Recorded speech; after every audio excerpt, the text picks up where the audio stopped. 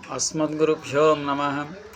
लक्ष्मीनाथसमारम्भं नाथयामुनमध्यमाम् अस्मदाचार्यपर्यन्तं वन्दे गुरुपरम्परं। वसुदेवसुतं दैवं कंसचानूरमर्दनं देवकी परमानन्दं कृष्णं वन्दे जगद्गुरुं। रामाय रामभद्राय रामचन्द्राय वेदसे रघुनाथाय नाथाय सीताय पतये नमः। ప్రియ భగవద్బంధువులారా, ఈరోజు మనం వాల్మీకి రామాయణంలోని బాలకాండ సంధానం చేసుకోబోతున్నాం. మీరు ఉపాధ్యాయ పురోహిత సమేతులై విధులకు వచ్చి వివాహం జరిపించి తనను ధన్యుడు చేయవలసిందని మా ప్రభు ఆహ్వానం పంపారని విన్నవించారు. దశరథుడు ఉదయం ఆనందంతో నిండిపోయింది. వశిష్ఠ వామదేవాది పురోహితులను మంత్రులను చూసి విశ్వామిత్రుల లక్ష్యంలో ఉన్న రామలక్ష్మణుడు మహాత్ముడైన జనకుడు పాలిస్తున్న విదేహ దేశం చేరారు. ఆ మహారాజు రాముని పరాక్రమం ప్రత్యక్షంగా చూశాడు. తన కుమార్తెను రామునికి వివాహం చేయాలనుకుంటున్నాడు. యదువా ఓ రోచతే రుత్తం జనకస్య మహాత్మనః పురింగస్య మహేశే బ్రహ్మోత్కలస్య పల్యయః. జనకుడి చరిత్ర సదాచార సంపత్తి మీకు నచ్చితే రాముడి వివాహం మనం వెంటనే మీదకు బయలుదేరి వెళ్దాం అన్నారు. మహర్షులు మంత్రులు ఆనందపరవశులై ముక్తకంఠంతో అంగీకరించారు. దశరథుడు మరునాడే మిదులకు బయలుదేరని ఆజ్ఞాపించారు. జనకుడు నీ మంత్రులు విశేష సత్కారాలు అందుకుని ఆ రాత్రి అయోధ్యలో గడిపారు. మరునాడు ఉదయం మంత్రిపురోహితులతో సమావేశమై దశరథుడు సుమంత్రుడికి ఆదేశాలు ఇచ్చాడు. ధనాధ్యక్షులంతా పుష్కలంగా ధనము అమూల్యమైన రత్నాలు తీసుకుని ముందు వెళ్ళాలి. వశిష్ఠుడు, వామదేవుడు, జాబాలి, కాశ్యపుడు, మార్కండేయుడు, కాత్యాయనుడు మొదలైన మహర్షులు రథాల ముందుకు నడవాలి. వారి వెనుక నేను నా బంధువులు మిత్రులు ఉన్నారు. రథాలు నడవాలి. చతురంగ బలాల అందరికీ రక్షణ కల్పిస్తూ నడవాలి. నేను చెప్పగా బయలుదేరాలా ఇవన్నీ సిద్ధం చేయించు. అంతా సిద్ధమయ్యాక అనుకున్న విధంగా అయోధ్య నుంచి మిథులకు ప్రయాణం ప్రారంభించారు. 4 రోజుల ప్రయాణం తర్వాత మిథులకు చేరారు. జనకుడు ఎదురు వచ్చి వృద్ధుడైన దశరథునికి స్వాగత సత్కారాలు చేసి ఇలా అన్నాడు. దశరథ మహారాజా, నీకు స్వాగతం. నా అదృష్టం వల్ల మహాతేజస్సారులైన వశిష్ఠాది ఋషులతో కలిసి మీరు నా యజ్ఞానికి వచ్చారు. మీ కుమారుల పరాక్రమం వల్ల ఈ యజ్ఞం ఈ దర్శనం వల్ల ఈ భాగ్యం నాకు లభించింది. ధర్మాత్ములు మహావీరులైన రఘువంశరాజులతో వియ్యమందటం వల్ల నా వంశం పూజనీయమైంది. రేపు ప్రాతకాలంలో యజ్ఞం పరిసమాప్తం అవుతుంది. ఆ వెంటనే ఋషి సమేతమైన వివాహం నెరవేర్చవలసిందిగా అభ్యర్థిస్తున్నాను. దశరథుడు నవ్వుతూ, ప్రతిగ్రహో ధాతృవశ శృతమే తన్మయా పుర యదా వక్షసి ధర్మజ్ఞ తత్కరిష్యామహే వయం. జనక మహారాజా, మీరు ధర్మం తెలిసిన వారు. పుచ్చుకోవటం ఇచ్చేవారి చేతిలో ఉంటుందని పెద్దలు చెప్తారు. మీరు కన్యాదాత, మేము స్వీకరించేవారు. దానం ఇవ్వటం మీ చేతిలో ఉంది. మీరు ఎలా చెప్తే అలా మీరు చేస్తామని చమత్కరించారు.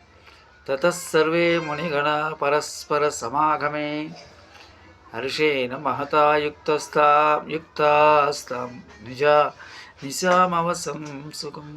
చిరకాలం తర్వాత కలిసేందుకు మునీశ్వరులంతా సంతోషించి ఆ రాత్రి సుఖంగా గడిపారు.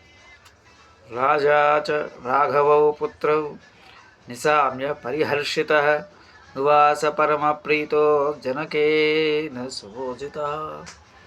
దశరథుడు జనకుడి అతిథి మర్యాదలకు సంతోషించి కుమారులను చూసి పొంగిపోయి ఆ రాత్రి ఆనందంగా గడిపాడు.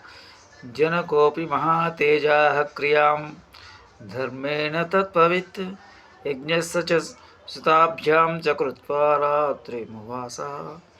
జనక మహారాజును ధర్మం తెలిసినవాడు జరుగుతున్న యజ్ఞం కోసం చేయవలసినవన్నీ చేసుకుని ఆ పైన కుమార్తె వివాహం కోసం చేయవలసినవన్నీ చేసుకుని జరిగిన శుభ పరిణామాలకు సంతోషించి ఆ రాత్రి ప్రశాంత చిత్తంతో గడిపాడు. సంఖ్యాసుపురాధీశులైన కుశధ్వజుల జనకుడు తమ్ముడు. అతను వెంటనే రమ్మని జనకుడు కౌరవ పంపాడు. కుశధ్వజుడు ఉదయాన్నే మిథులకు చేరాడు. శతానంద, జనక కుశధ్వజులు ఇతర ఋషులు సమావేశమై సుధామనుడు ఇక అనే మంత్రిశేషును పంపి దశరథ మహారాజును పురోహిత పుత్ర మంత్రి సమేతంగా రమ్మని ఆహ్వానించాడు. ఆహ్వానం అందుకుని దశరథ మహారాజు సపరివారంగా వచ్చాడు. అంతా ఉచితాసనాలపై ఉపవిష్టులయ్యాక దశరథ మహారాజు ఇలా చెప్పాడు.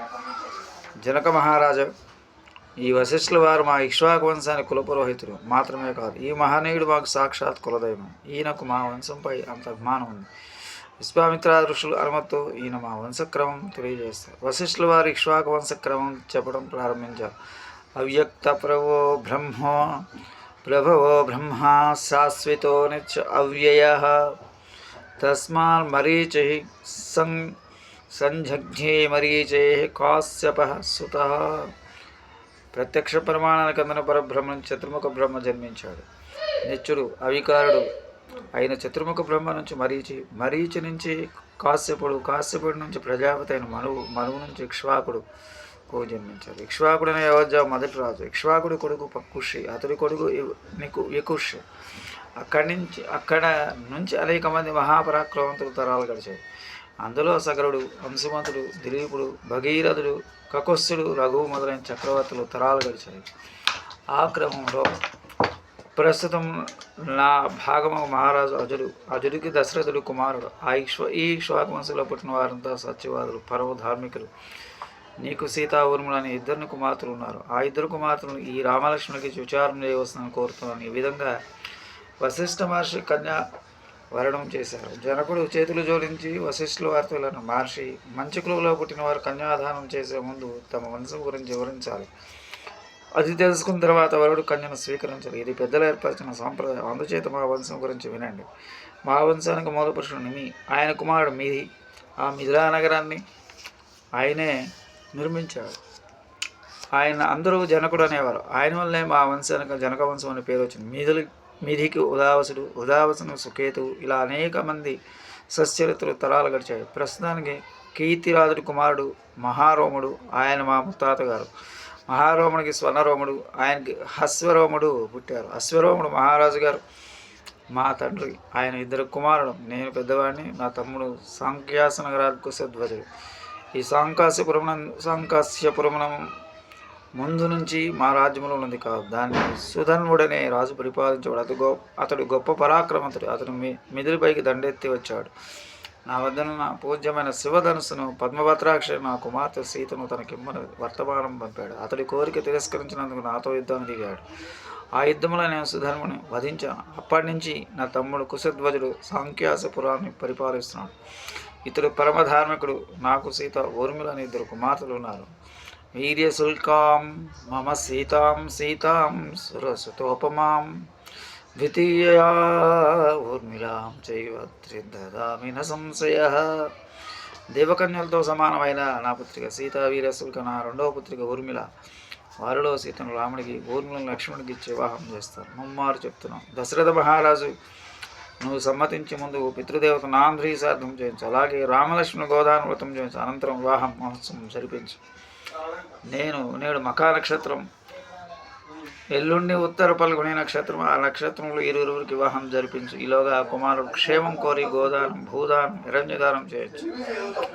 జనకుడి మాటలు విని సంతోషించి విశ్వామిత్ర వశిష్ఠులు ఇలా అన్నారు.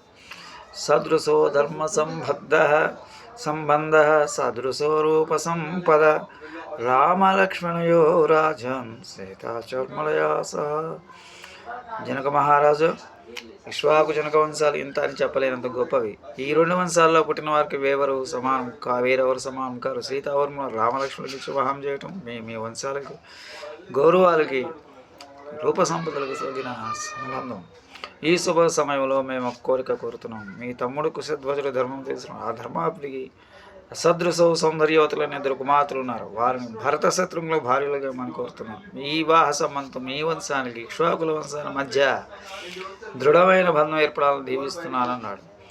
తమ కులం ధన్యమయ్యేలా ఇద్దరు ముషిపంగులు ఆదేశించారని జనకుడు సంతోషించాడు. వారికి దోశలు కొట్టి నమస్కరించాడు. ఇలా అన్నాడు. మునిపొంగవులైన మీరు మా కులానికి తగిన సంబంధాన్ని స్వయంగా పూనుకుని ఆజ్ఞాపించారు. నేడు మా వంశం ధన్యమైంది. మీరు నాకు గొప్ప ధర్మకార్యం నెరవేర్చారు. నా తమ్ముడు కుశధ్వజుడు మాండవి శృతికీర్తి అనే ఇద్దరు కుమార్తెలు ఉన్నారు. మాండవిని భరతునికి, శృతికీర్తిని శత్రుఘ్నునికి ఇచ్చి వివాహం చేద్దాం. నలుగురు రాజకుమారుల వివాహాలు ఒకే రోజు జరుగుతాయి. నేను ఎప్పుడు మీ శిష్యుడిని. నేటి నుంచి మునిపొంగులైన మీ కనుసనలో అయోధ్య మిథిలా సాంఖ్యాసపురాలు పరిపాలించబడతాను. దశరథుడు సంతోషించి జనకుడి వద్దకు, కుశధ్వజుడి వద్దకు సెలవు తీసుకుని తన విడిదికి వెళ్ళాడు. పితృదేవతలకు చేయవలసిన నాందీముఖ శ్రాద్ధకములు యథావిధంగా నిర్వహించాడు. మరునాడు ఉదయం కుమారుని స్నాతక వ్రతాదులు కార్యక్రమాలు జరిపించాడు. ఒక్కొక్క కుమారుడు క్షేమం కోసం లేగదూడలు ఉన్న 1,00,000 గోవులను, కొమ్మలకు బంగారు తుడుగును వేయించి పాలు పితకటానికి కంచు పాత్రలో సాధారణ ఇంకా అనేక ద్రవ్యాలు భూరిదానాలు చేశాడు.